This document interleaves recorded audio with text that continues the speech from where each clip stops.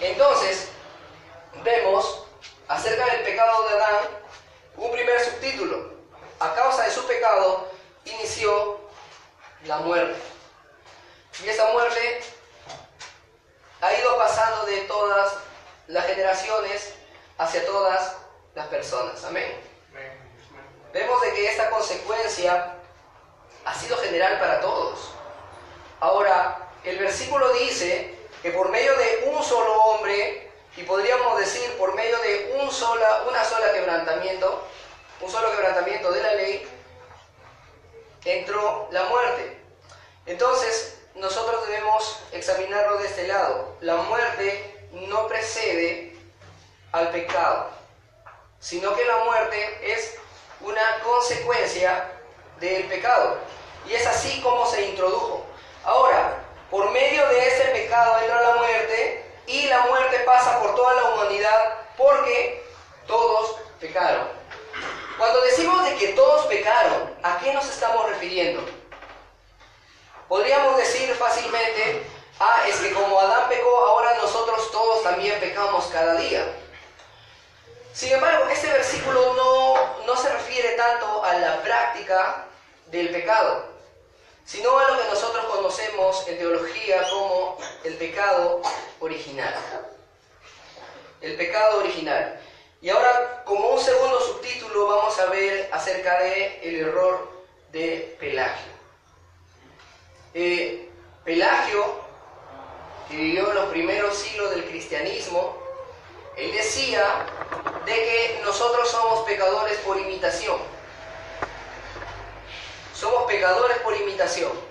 Así como Adán pecó, todos vieron pecar a Adán y todos pecamos imitando la actitud de Adán. Porque naturalmente tú no naces con pecado. Sin embargo, más adelante, cuando veamos acerca del acto que hizo Cristo en la cruz, yo te preguntaría entonces, ¿Jesús murió como un ejemplo que nosotros tenemos que seguir de sacrificio y de manera que nosotros nos ganemos nuestra salvación por medio de nuestras obras? ¿Es lo que dice en los versículos siguientes? Porque esto es lo que daba a entender Pelagio, y eso es lo que enseñan algunos teólogos liberales en este tiempo, acerca de que Jesús en la cruz no ganó tu justificación, no ganó tu perdón, simplemente es un sacrificio que es a modo de ejemplo para que tú también aprendas a sacrificarte y para que tú aprendas el camino del bien. Pero eso no es lo que dicen los versículos. No se habla de ninguna manera de que tú tengas que ganarte la salvación por medio de tus obras siguiendo el ejemplo de Cristo. A pesar de que para nosotros Cristo sí es un ejemplo, que tú sigas lo mismo que hizo Él no te va a garantizar salvación, porque de hecho no vas a poder hacerlo.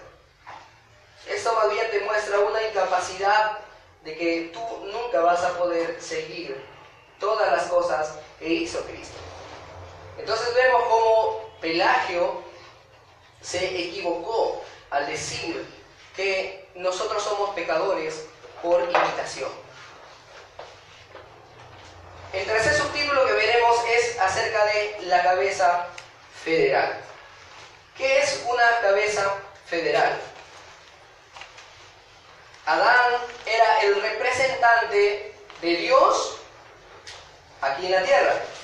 Asimismo, Adán era el representante de toda la humanidad delante de Dios. Entonces él era la cabeza federal, él era el que representaba a la humanidad. De manera que cuando él pecó, ese pecado es cobrado por todos sus representados. Hay una historia muy curiosa que quisiera que la analicemos para hacer un comparativo con este tema de la cabeza federal. En primera de Samuel, si es que no me equivoco es el capítulo 21, hay una historia acerca de David y Abigail. ¿Cuántos han escuchado esa historia? Al morir Samuel, David estaba estaba huyendo de las persecuciones a causa de Saúl. Entonces, al quedarse sin alimentos, llega hasta cierto hombre llamado Nabal. Dice que Nabal era un hombre muy rico, tenía muchas ovejas, tenía mucho ganado, y cuando los pastores de Nabal habían estado con David, los hombres de David cuidaron de ellos, los protegieron y los despidieron en paz. Entonces David pensó, Nabal va a ayudarnos porque no tenemos comida. Voy a enviar hombres a Nabal y él nos va a dar provisión. Envió los hombres y lo que Nabal dijo, ¿quién es David? ¿Quién es David? No es más que un siervo que escapa de su amo. Y los botó. Cuando llegan los hombres y le dan la noticia a David, David preparó 400 hombres guerreros para ir y matar a todos los hombres de Nabal. Entonces le hago la primera pregunta. ¿Qué culpa tenían los hombres de Nabal para que David los quiera matar? No hicieron nada. Fue Nabal el culpable. Pero esa culpabilidad delante de David era cobrada para todos sus hombres. Y eso incluyendo que algunos hombres le dijeron, David nos ha tratado bien, no importa. A Nabal no le importó, y a causa de esa falta de Nabal, David iba a ejecutar a todos los hombres de Nabal. Esta culpabilidad pasada a todos los representados por la cabeza federal se llama imputación. Así que mire, vamos aprendiendo esos dos términos. Ya vimos qué significa cabeza federal y ahora vemos qué es imputación. Amén. Vemos de que la culpabilidad que tenía a Adán, ese pecado que él hizo, ahora nos es cobrado a todos los hombres. Entonces por ahí alguno me va a decir, entonces yo no tengo la culpa porque la culpa era de Adán. Delante de Dios sí eres culpable. Y segundo, con la práctica igual no te salvas. Porque la práctica sigue siendo pecador. Amén. Entonces no hay justificación absolutamente para nadie. Pero vamos ahora a hablar acerca de, una vez introducido el pecado dentro de la humanidad, a hacer dos comparativos. Primero, ¿qué pasó con ese pecado antes que la ley llegara a Moisés? Y luego, ¿qué pasó con el pecado frente a la ley de Moisés? Verso 13. Antes de promulgarse la ley, ya existía el pecado en el mundo. Es cierto que el pecado no se toma en cuenta cuando no hay ley. Sin embargo, desde Adán hasta Moisés la muerte reinó, incluso sobre los que no pecaron quebrantando un mandato, como lo hizo Adán, quien es figura de aquel que había de venir. A modo personal, Juan Calvino piensa que este término que dice aquellos que no pecaron a la manera de Adán se refiere a los pequeños o a los bebés.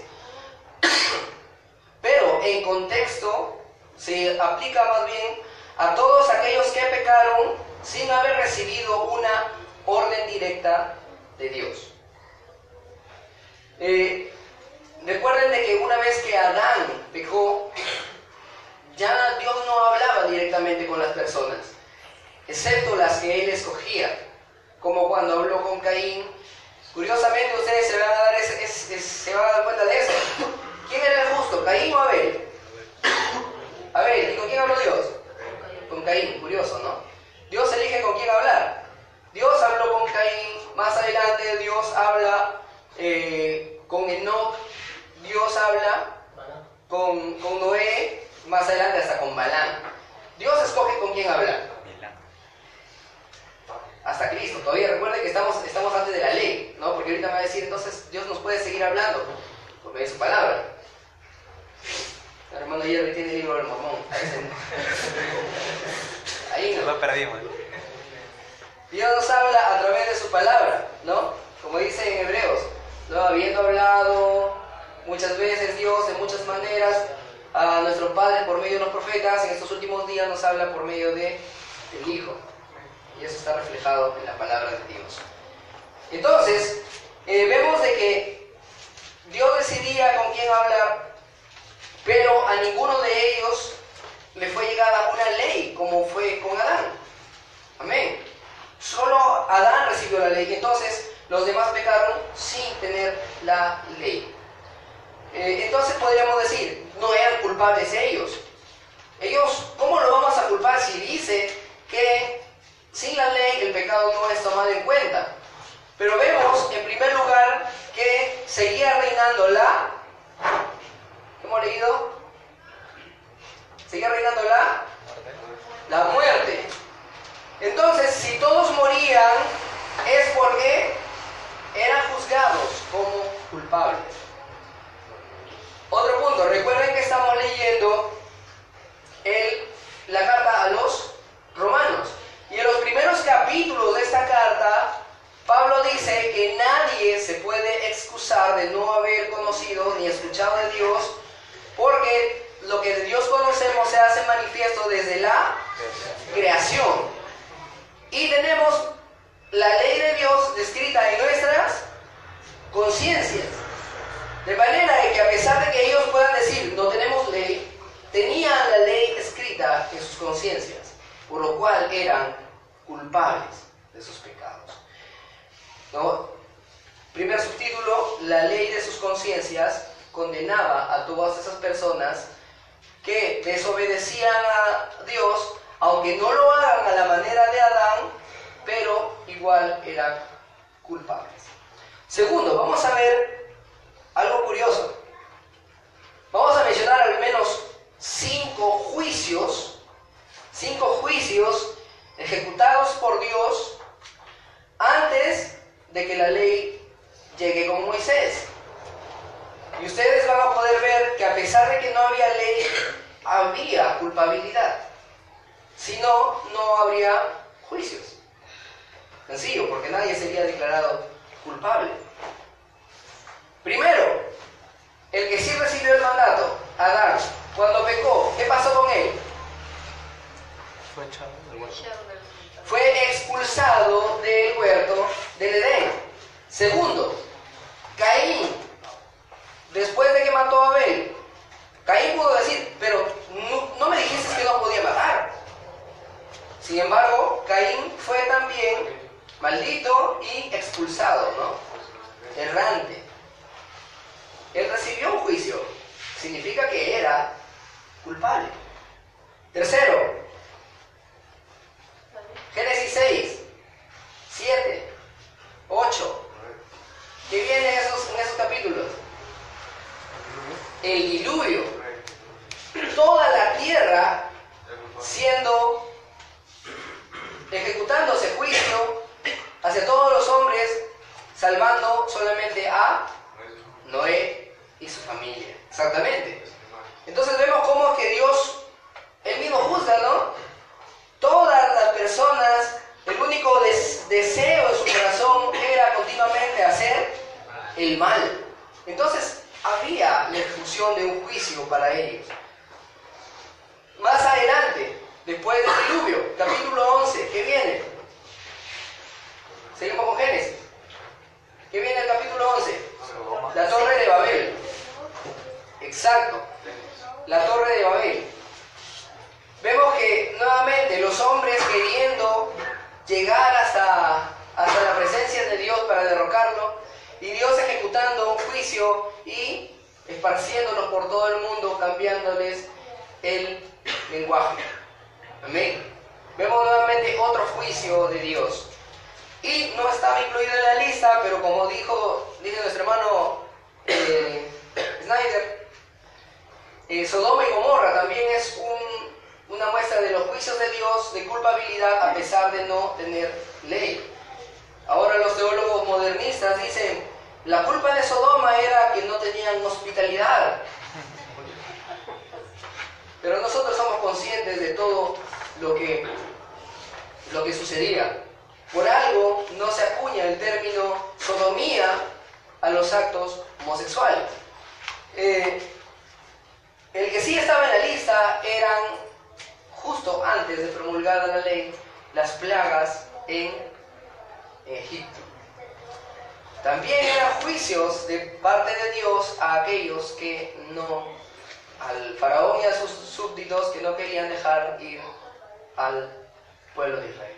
Y ahora inclusive vemos cómo es que por causa de el faraón era culpable todo Egipto. Murieron todos los primogénitos de Egipto. No solamente el primogénito de faraón, que aún si pensáramos de que el faraón era el culpable, ni siquiera su hijo debería morir. Pero vemos de que por ser faraón la cabeza federal de Egipto, todos fueron castigados con las plagas. Amén. Entonces vemos que reinó la muerte y los juicios dan testimonio de esto, ya que había culpabilidad en las personas antes de la ley. Vamos a pasar al tercer punto, que sería el pecado frente a la ley. Vamos a leer el versículo 20. Vamos a dejar del 15 al 19. Vamos a hacer una pausa frente a ellos, sí, para leer el versículo 20 de Romanos capítulo 5. Dice: en lo que atañe a la ley, esta intervino para que aumentara la transgresión. Pero allí donde abundó el pecado, sobreabundó la gracia. Y vamos a el Evangelio de Juan, en el capítulo 1, versos 16 y 17. ¿Alguien que pueda dar lectura me ayuda con estos versículos? ¿Alguien que pueda dar lectura? Evangelio de Juan, capítulo 1, versos 16 y 17. Ya yo lo leo. En la versión de las Américas, pues de su plenitud todos hemos recibido y gracia sobre gracia, porque la ley fue dada por medio de Moisés, la gracia y la verdad fueron hechas realidad por medio de Jesucristo. El testimonio de Juan el Bautista, diciendo acerca de Jesucristo: de su plenitud tomamos todos y gracia sobre gracia. Ahora, la pregunta de esta frase, gracia sobre gracia. Si Cristo trajo la gracia, ¿de qué otra gracia anterior está hablando Juan? ¿No? Porque si dice así, gracia sobre otra gracia, ¿verdad? Y esa gracia que vino arriba es la gracia de Jesucristo. Entonces, ¿cuál es o qué significa esta gracia que está aquí abajo como fundamento de la de arriba? ¿Qué dice en el versículo siguiente? La ley, acá, la primera, la ley fue traída por Moisés, pero la gracia efectiva fue por Jesucristo. Entonces Juan está dando testimonio que la ley era parte de la gracia de Dios. Entonces nos viene aquí la confusión y todos decimos, ¿qué es esto? ¿Cómo si la gracia, si la ley, como dice en el verso 20, que la ley intervino para que aumente la transgresión, cómo es que Juan dice que la ley es una gracia? Imaginen que Jesucristo hubiera venido al mundo y hubiera muerto antes de que viniera la ley. Las personas habrían entendido lo que estaba haciendo Jesús. Las personas habrían entendido qué significa ese sacrificio. O más aún, habrían entendido para qué necesito yo un Salvador. Definitivamente no. Porque la ley vino precisamente como una voz en tu oído que te dice: estás pecando contra Dios.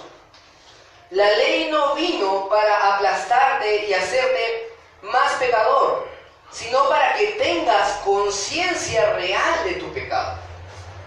La ley no te hace más pecador. Inclusive el mismo Pablo, cuando habla acerca de esto más adelante, él dice: la ley es santa, pero nosotros somos los pecadores. Y a causa de la ley, nosotros pecamos más porque nuestra naturaleza es ir en contra de la ley. Pero la ley sigue siendo santa. La ley sigue siendo parte de la gracia. La ley vino para que nos diéramos cuenta de que en realidad somos pecadores.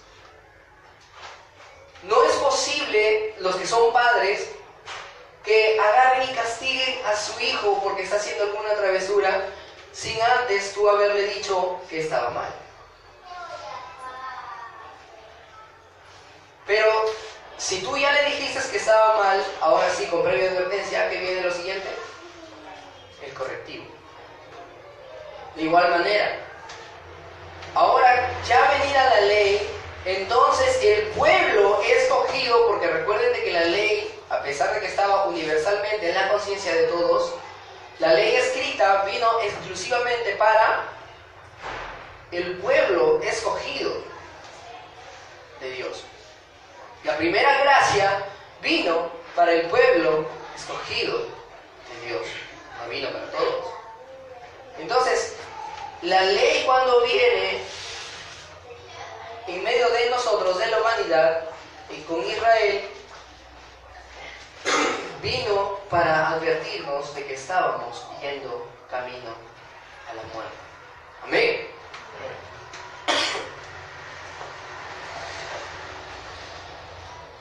Entonces, ahora sí nosotros podemos entender que realmente necesitamos un Salvador. Porque esa ley nos muestra de que somos incapaces. Ya que si has quebrantado una sola parte de la ley, la has roto toda. Amén. Entonces no es que tú cumples hasta donde puedes y luego la gracia te salva. Como enseñan algunos, ¿no? Tienes que hacer todo lo posible y si ya hasta el final, ya entonces la gracia se hace efectiva. No es como un bonus. Eso no es así. Sino que no podemos cumplir la ley nunca. Y si tú eres justo, dice Ezequiel, si tú eres justo y fallas tan solo una vez, ¿qué pasa con tu justicia? No se toma en cuenta para nada. Amén. Entonces, ahora sí, con esta ley podemos entender por qué necesitamos un Salvador. Ahora sí veamos lo que dicen los versículos siguientes, como un conjunto. Pero la transgresión de Adán no puede compararse con la gracia de Dios. Pues, si por la transgresión de un solo hombre murieron todos, cuánto más el don que vino por la gracia de un solo hombre. ¿Quién? Jesucristo, abundó para todos. Tampoco se puede comparar la dádiva de Dios con las consecuencias del pecado de Adán. El juicio que lleva a la condenación fue resultado de un solo pecado, pero la dádiva que lleva a la justificación tiene que ver con una multitud de transgresiones. Pues si por la transgresión de un solo hombre reinó la muerte, con mayor razón los que reciben en abundancia la gracia y el don de la justicia reinarán en vida por medio de un solo hombre, Jesucristo. Ahora sí vamos a hacer ese comparativo que nos llama en ese tema esta mañana. Adán y Cristo. Adán era la cabeza federal de la humanidad, era el representante de Dios en la tierra y era la imagen de aquel que había de venir, Jesucristo. Ahora, Adán pecó y por un solo pecado todos somos pecadores. Jesucristo murió no por un solo pecado, sino por muchos pecados, por muchas transgresiones, y no de Él, sino de nosotros, los que por fe recibimos esta salvación. Ya anteriormente habíamos hablado de este punto en el inicio de este capítulo acerca de la doble imputación que hay en el Evangelio, ¿no? Sabemos de que a causa del pecado de Adán, ahora todos nosotros somos pecadores. Y con la justicia de Cristo hay una doble imputación. En la cruz Cristo recibió todos nuestros pecados y nosotros recibimos la justicia de Cristo. Amén. Entonces debemos tener esa seguridad de que la obra de Cristo, una obra consumada, es suficiente para salvarnos. No solamente para perdonar nuestros pecados de aquí en el pasado, porque cuando Cristo murió tú ni siquiera estabas en planes de nacimiento, sino que todos nuestros pecados fueron pagados en futuro. Si nosotros creyéramos de que así como Adán pecó, los demás por imitación pecaron, entonces Cristo murió y todos nosotros debemos imitar a Cristo y los que murieron antes de Cristo. Ninguno pudo ver la imitación de Cristo, ninguno pudo seguir los pasos de Cristo, ninguno se salvó. Eso no es así. ¿Ve? Eso no es así. Sino que los que murieron antes de Cristo son salvados de la misma forma como somos salvados nosotros. La diferencia es que ellos murieron en la esperanza del que había de venir. Y nosotros tenemos la esperanza de aquel que vino. Amén. ¿Y qué? Volverá. Amén. Volverá y consumará toda la recreación. No, estaremos con Él en el cielo nuevo y la tierra nueva. Y la garantía de eso es de que Él murió por nosotros. Por tanto, así como una sola transgresión causó la condenación de todos, también un solo acto de justicia produjo la justificación que da vida a todos. En ese punto, algunos comentaristas consideran que cuando dice da vida a todos, está hablando excesivo de lo que nosotros en teología conocemos como la gracia común para todos los seres humanos, ¿no?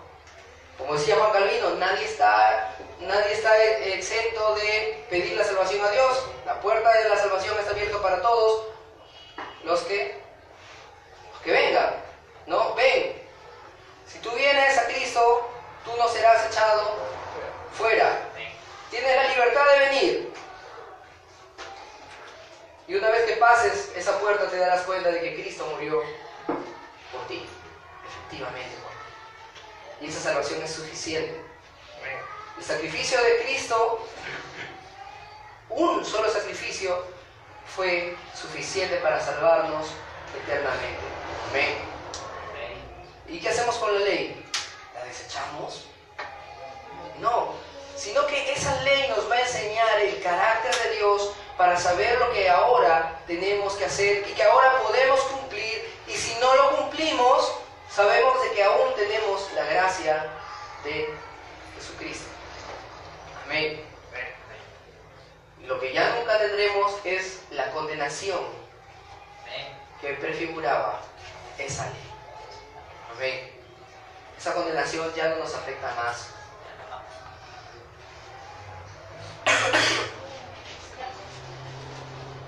Nuevamente el verso 20. En lo que atañe a la ley, esta intervino para que aumentara la transgresión. Pero allí donde abundó el pecado, sobreabundó la gracia.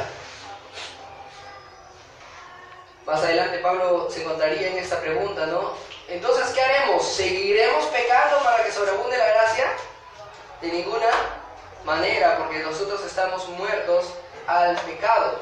Lo que hace esos versículos Pablo más bien es hacernos mostrar que la ley vino para que se haga claro el pecado en la humanidad, y de esta manera vean que la gracia de Dios está con nosotros para que no vayamos rumbo a la muerte, sino a la vida. Como hoy día temprano conversábamos con mi esposa y mi cuñada, ¿no? Y Dani le decía a Vicky, que está ahí atrás, si tú a tu niñito no le dices, si metes los dedos en el enchufe, te vas a electrocutar. Si tú nunca se lo dices y él lo hace, ¿qué le espera al niño? Si solamente lo mete y lo saca, se va a llevar un susto. Pero si no, te espera la muerte. La muerte. De manera de que esa ley no buscaba reprimirte, sino buscaba salvarte de la muerte. Pero Jesús vino a dar la interpretación correcta. No te vas a salvar cumpliendo esa ley, sino que te vas a salvar buscando la gracia de Dios, porque esa ley no la vas a poder cumplir. Y esa gracia efectiva vino con Cristo. ¿A fin de que, así como reinó el pecado en la muerte, reine también la gracia que nos trae justificación y vida eterna por medio de Jesucristo nuestro Señor? El pecado atrajo la muerte, y la muerte reina en nosotros desde Adán. Pero esa muerte no era el sujeto principal, sino el pecado, que se hacía visible en esa muerte de todos los hombres. Pero ahora, por causa de Jesucristo, nosotros tenemos justificación y vida eterna, y reina ahora sobre nosotros la gracia. Amén. Debemos tener la seguridad ahora de que el Padre ha concedido de que Jesucristo sea para nosotros el dador y la fuente de esa gracia que nos trae justificación y vida eterna. Amén. Vamos a hacer una pequeña pausa porque nuestros niños se van hacia el parque. Ya terminaron su examen y ahora van a...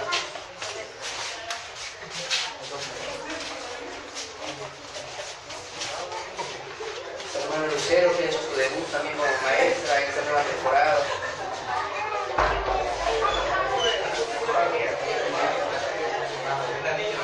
Amén. Entonces, concluimos el sermón de esta mañana recordando esa gracia que ha tenido el Señor con nosotros para salvarnos por medio de la obra de Jesucristo. La pregunta de esta mañana es: ¿quién te representa? Como diría el pastor Tim Conway, ¿quién te representa?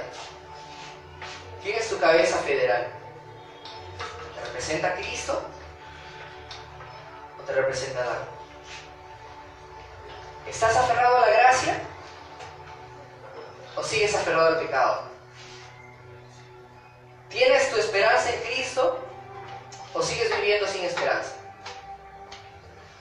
Si sigues viviendo sin esperanza, justo hoy vamos a pasar un video, pero no pudimos conectar.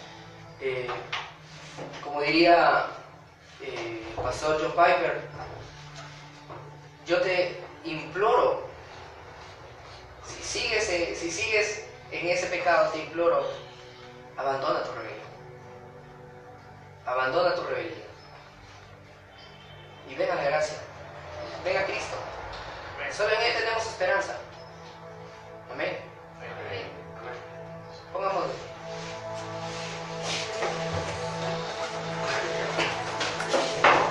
Oremos. Padre eterno, te damos gracias en esta mañana. Estamos ya concluyendo este mensaje, pidiéndote, Señor, de que tu Espíritu Santo nos revele a Cristo en estas Escrituras, que nosotros podamos ver esa salvación que nos espera.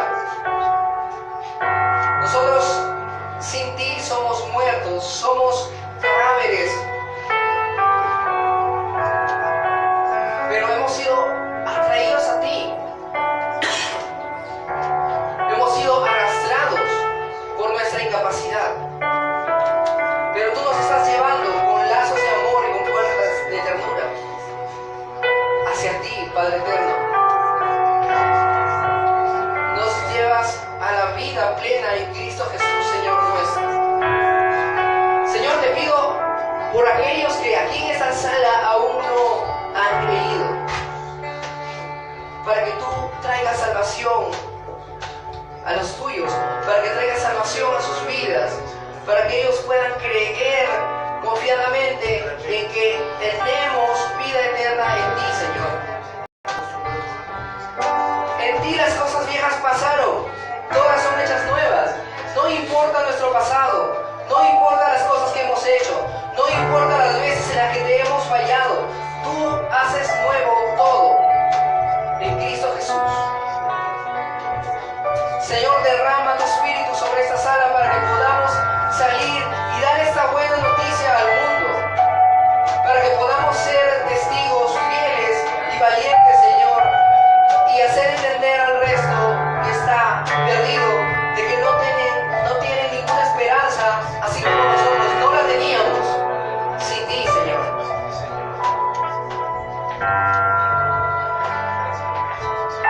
Ayúdanos a sentir dolor por las almas que se están perdiendo. Ayúdanos a sentir el mismo dolor que tú sientes cuando una persona se pierde.